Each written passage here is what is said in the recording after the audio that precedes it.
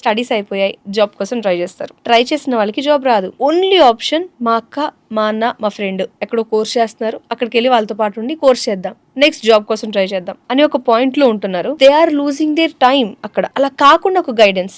First of all ఇప్పుడున్న generation స్టూడెంట్స్కి అసలు క్లారిటీ లేదండి. సో వాళ్ళు తీసుకునే కోర్స్ మీద అస్సలు క్లారిటీ లేదు. మెయిన్ పాయింట్ ఏంటంటే మీరు అన్నట్టు మా అన్న చెప్పాడు, నా ఫ్రెండ్కి ఆడ 8 lakhs ప్యాకేజ్ వచ్చింది, సరే మనం కూడా వెళ్దాం, ఆ కోర్స్ తీసుకుందాం, ఇవన్నీ చాలా ఆప్షన్స్ పెట్టుకొని వస్తారు.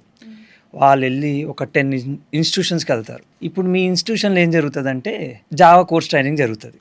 జావా రిలేటెడ్ బెనిఫిట్స్ చెప్తారు. అరే ఇంత ఉంది, స్కోప్ ఇంత ఉంది, మార్కెట్లో ఇలా ఉంది, సో మీరు ఇందులోకి వచ్చి జాయిన్ అవ్వండి, మీకు ఇన్ని జాబ్స్ వస్తాయి, మా దాంట్లో 100% ప్లేస్మెంట్ అసిస్టెంట్ ప్రోగ్రామ్, ఇవన్నీ బోల్డ్ చెప్తారు నీకు. నువ్వు జాయిన్ అవ్వాలి, వాళ్ళ టార్గెట్ రీచ్ అవ్వాలి. ఇంకో ఇన్స్టిట్యూషన్లో పైథాన్ గురించి చెప్తారు, ఎందుకంటే అక్కడ బ్యాచ్ పైథాన్ నడుస్తుంది కాబట్టి. లాస్ట్కి ఇతను ఎక్కడ ఫీజు తగ్గితే అక్కడికి వెళ్దాం అనే థాట్లో ఉండి ఈ 4-5 ఇన్స్టిట్యూషన్స్లో తిరిగే లోపల లాస్ట్కి ఒక్కొక్కరు ఒక్కొక్క ఇన్పుట్ ఇస్తారు. ఫైనల్గా వచ్చే లోపల కన్ఫ్యూజన్ మైండ్లో కూర్చుంటారు.